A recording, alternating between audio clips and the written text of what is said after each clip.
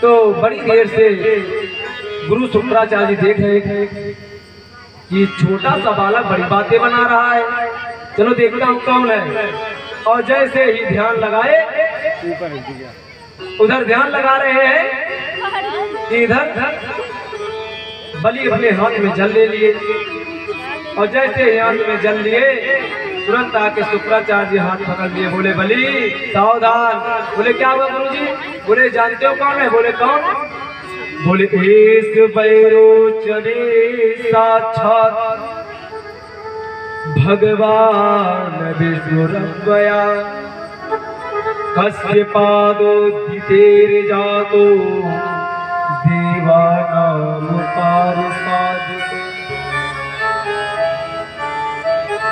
हे बलि, ये साक्षात भगवान श्री विष्णु यानी छलिया, इन्होंने पहले भी तुमको छला था तो अमृत का कलश लेकर भाग गए, और आज भी तुम्हें छलिए, इसलिए तुम मना कर दो कि मैंने कुछ नहीं दिया।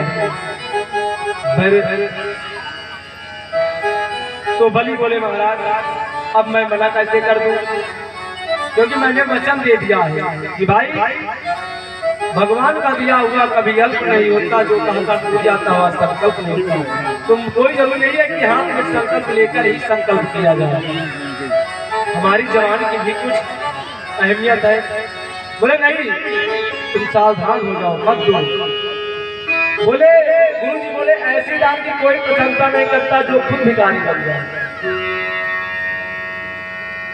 तो वामन भगवान कुछ नहीं बोले, देख रहे हैं कि गुरु जी बड़े प्रणाम लगाते हैं। भाई समय बीतता गया, कुछ क्षण बाद बलि बोले गुरु जी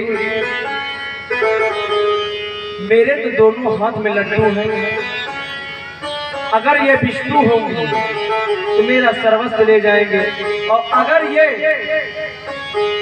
सत्यता वाणी वस्तुता रूप से वामन भगवान है तो 3 चरण भूमि लेकर चले जाएंगे, और मेरे तो दोनों हाथ में लड्डू है गुरु जी।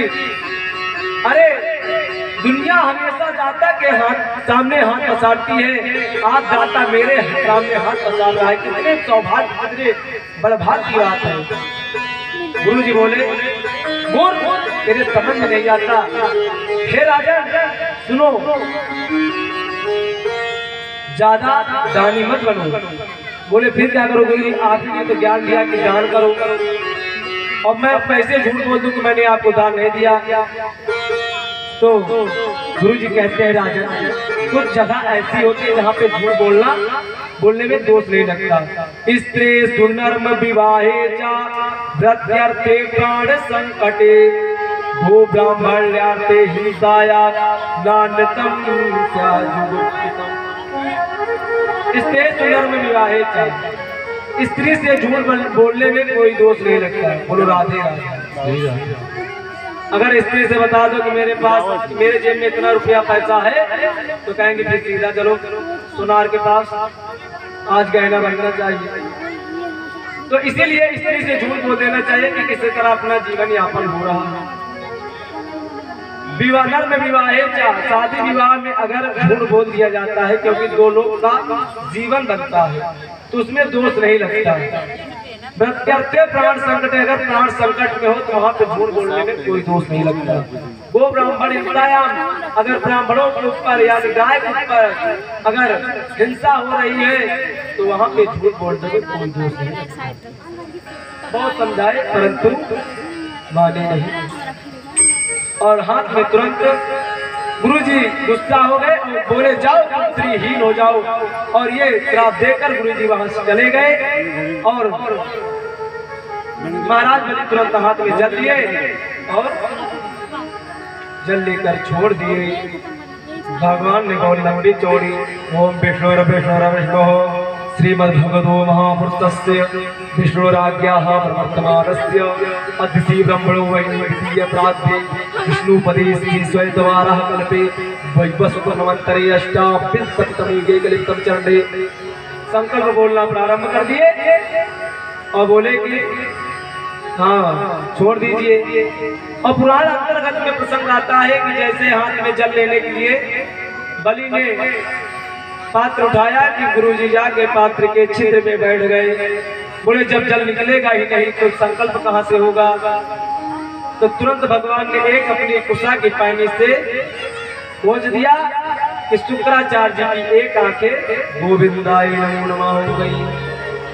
बोले गुरुजी आपकी आंख बहुत तेज है, एक तो आपने हमको पहचान लिया, लेकिन दूसरी आपकी बहुत गलत बात है कि ज्ञान विराग नयन उर्गारी।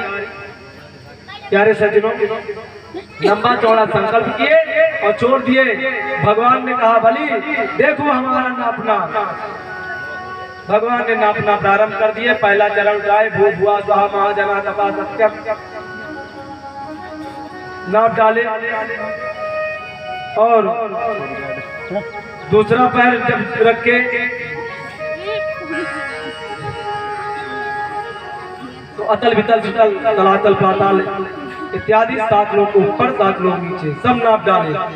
बोले बलि तुमने संकल्प 3 चरण का किया था और यहाँ पे मैंने 2 ही चरण रखा है। तो बलि ने कहा प्रभु एक बात बताइए। बोले क्या। बोले धन बड़ा होता है कि धनवान। तो भगवान बोले धन भाई, धनवान के पास धन रहता है, इसीलिए धन से बड़ा धनवान होता है। तो बोले गुरुजी अभी तक आप इस धनवान का धन ही धन नापे हैं, एक चरण उठाकर इस धनवान के ऊपर भी रख दीजिए, इस धनवान का भी उद्धार कर दीजिए। प्रभु प्रसन्न हो गए और उनके ऊपर चरण रख दिए और उनका भी उद्धार कर दिए। समय बीतता गया। प्रभु ने कहा बलि मैं तुम्हारे ऊपर प्रसन्न हूँ, क्या चाहते हो। प्रभु बोले तो बलि बोले प्रभु आपकी दिव्य झांकी से तरह बनी रहे। प्रभु उनके द्वारपाल बन के खड़े हो गए। माता लक्ष्मी आई, उनकी बहन महाराज बलि की बहन बनकर उनके हाथ में राखी बांधकर अपने पति को छुड़ा कर ले गई। और इसी तरह आज तृतीय दिवस कथा को यहीं पे विश्राम